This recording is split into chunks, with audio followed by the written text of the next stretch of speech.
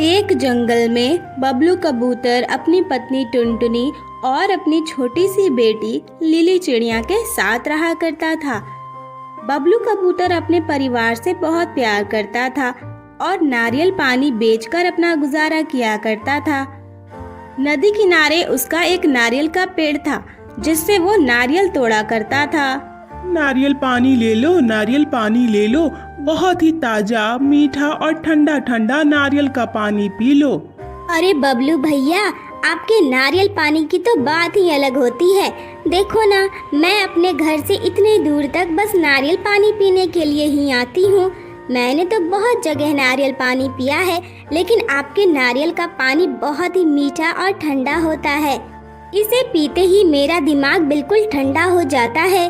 लाओ, एक नारियल पानी लगा दो। इस तरह सभी को बबलू के नारियल पानी बहुत पसंद आते थे। शाम को बबलू कबूतर अपने घर लौटता है। आ गए आप? आज क्या हुआ? कैसी कमाई हुई? बस वही टुनटुनी, जैसा हमेशा होता है वैसा ही हुआ। लेकिन मैं बहुत खुश हूँ। हम लोग गरीब ही सही, लेकिन 2 वक्त का खाना खुशी खुशी एक साथ खाते हैं। मेरे लिए यही बहुत है। ये लो पैसे, इन्हें बचा कर रख दो। अब वैसे भी महीना खत्म हो रहा है। कुछ दिनों के बाद लिली के स्कूल में फीस भी तो देनी होगी ना। ये पैसे रख लो।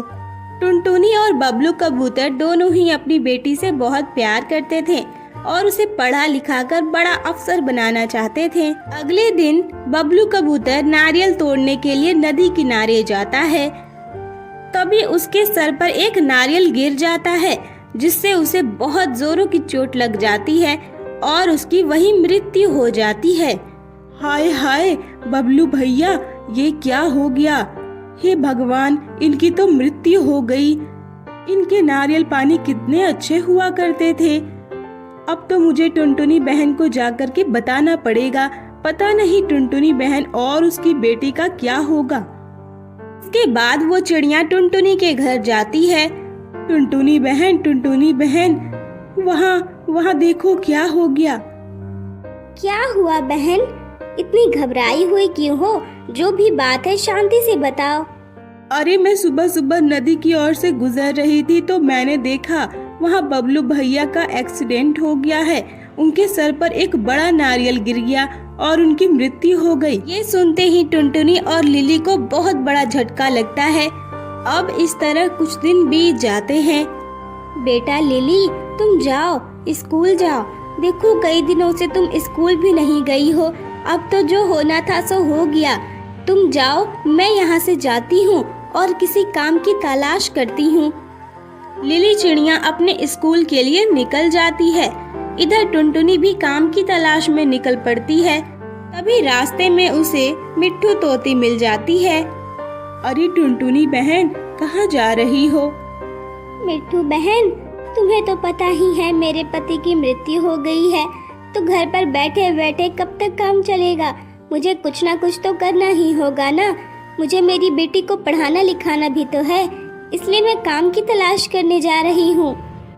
हाँ बहन, मुझे बबलू कबूतर के बारे में पता चला, सुनकर बहुत दुख हुआ। लेकिन मैं तुमसे ये कहना चाहती हूँ कि जब तुम्हारे पास खुद का नारियल पेड़ है तो फिर तुम काम की तलाश क्यों कर रही हो? देखो, बबलू कबूतर जो नारियल पानी बेचा करता था ना, वो जंगल में हर किसी को पसंद था। यहाँ तक कि कई पक्षी तो दूसरे जंगल से उसके नारियल पानी पीने के लिए आते थे। तो तुम किसी और काम की तलाश क्यों कर रही हो? तुम नारियल बेचने का ही काम करो ना। अरे हाँ बहन, ये तुमने बिल्कुल सही कहा। ये तो मैंने सोचा ही नहीं था। इसके बाद टुनटुनी चिड़िया नदी किनारे अपने नारियल के पेड़ के पास जाती है। वो देखती है वहाँ पर पहले से ही कालू कौवा मौजूद है। अरे कालू भैया, आप यहाँ क्या कर रहे हो? और ये आप मेरे नारियल के पेड़ के पास क्या कर रहे हो? ये तो हमारा पेड़ है। तुम्हारा पेड़? नहीं नहीं, देखो जब तक बबलू कबूतर जिंदा था ना, तब तक ये तुम्हारा पेड़ था। अब तो ये मेरा पेड़ है। कल बबलू कबूतर ने मरने से पहले ही ये पेड़ मुझे सौंप दिया था। नहीं नहीं, आप झूठ बोल रहे हो। बबलू जी ऐसा क्यों करेंगे? उन्हें पता है कि उनके पीछे उनकी पत्नी और बेटी जिंदा है। उन्हें इस पेड़ की जरूरत होगी, तो फिर वो पेड़ तुम्हें क्यों मिलेगा? तुम झूठ बोल रहे हो। अगर ऐसा होता तो बबलू जी मुझे जरूर बताते। अरे बबलू तुम्हें बता देता, लेकिन बबलू तो पहले ही मर गया ना, वो तो कल ही मर गया, तो फिर वो कब बताता। चलो जाओ यहाँ से, ये पेड़ मेरा है और दोबारा यहाँ नजर भी मत आना तुम। टुनटुनी चिड़िया निराश होकर वहाँ से चली जाती है। शाम को जब वो घर लौटती है तो लिली चिड़िया उसका इंतजार कर रही थी। माँ, तुमने आने में बहुत देर कर दी। तुम कहाँ गई थी? क्या तुम्हें कोई काम मिला? सुबह से शाम हो गया, मैं तो कब से स्कूल से लौट कर आ गई हूँ और तुम्हारा इंतजार कर रही हूँ। नहीं नहीं बेटा, मुझे कोई काम नहीं मिला। मैं जब यहाँ से काम की तलाश में निकली थी तो मुझे मिट्ठू तोती मिली थी। उसने मुझे बोला कि हमारे पास नारियल का पेड़ है, मैं वही नारियल पानी बेचूं। जो काम तुम्हारे पिताजी किया करते थे मैं भी वही करूं। मुझे ये सुझाव बहुत ही अच्छा लगा, लेकिन जब मैं वहां पहुंची तो मेरे जाने से पहले ही एक दुष्ट कौवे ने हमारे पेड़ पर कब्जा कर लिया। कोई बात नहीं माँ, तुम फिक्र मत करो। उस दुष्ट कालू कौवे को भगवान उसकी सजा जरूर देगा। माँ, तुम एक काम क्यों नहीं करती? देखो, गर्मी का मौसम आ गया है। इस मौसम में नारियल पानी की जितनी मांग होती है उससे भी ज्यादा मांग नींबू पानी की होती है। नींबू पानी पीने से पेट में भी ठंडक रहता है और बहुत ही अच्छा महसूस होता है। मुझे लगता है कि हमें नींबू पानी बनाकर बेचना चाहिए। हाँ बेटा, ये उपाय मुझे अच्छा लगा। चल हम कल से ही नींबू पानी बेचना शुरू कर देंगे। भगवान की कृपा रही तो हमारा ये काम भी चल पड़ेगा। अगले ही दिन टुनटुनी एक छोटा सा स्टॉल लगाती है और वहाँ पर नींबू पानी बेचना शुरू कर देती है। अरे टुनटुनी बहन, नींबू पानी? बहुत धूप से आई हूँ मैं, इस धूप ने तो मेरी हालत ही खराब कर दी है। जरा एक गिलास नींबू पानी मुझे भी पिलाना। चिड़िया नींबू पानी पीती है। वाह टुनटुनी बहन, इस ठंडे ठंडे नींबू पानी ने तो मेरे दिमाग को तरोताजा कर दिया। मुझे तो बहुत ही अच्छा महसूस हो रहा है, पेट में भी बहुत ठंडक महसूस हो रही है। ये तुमने बहुत अच्छा उपाय किया जो नींबू पानी बेचना शुरू कर दिया। इससे आते जाते लोगों को भी राहत मिलेगा और तुम्हारी कमाई भी होती रहेगी। हाँ बहन, ये सुझाव मेरी बेटी लिली का है। उसी ने मुझे बोला कि मुझे नींबू पानी बेचना चाहिए। अब पेट पालने के लिए कुछ तो करना पड़ेगा ना। मुझे मेरी बेटी को पढ़ाना लिखाना भी तो है। घर में बैठकर मैं क्या कर पाऊंगी। इस तरह टुनटुनी का नींबू पानी वाला दुकान भी चल पड़ता है। हाँ, ये टुनटुनी चिड़िया पता नहीं खुद को क्या समझती है। किस्मत तो इसका खूब साथ देती है। ये जो भी दुकान लगाती है वो चल पड़ती है। मैं इतने अच्छे अच्छे नारियल पानी बेच रहा हूँ, लेकिन कोई भी खरीद नहीं रहा। और इसके देखो, ये नींबू पानी बिक रहे हैं।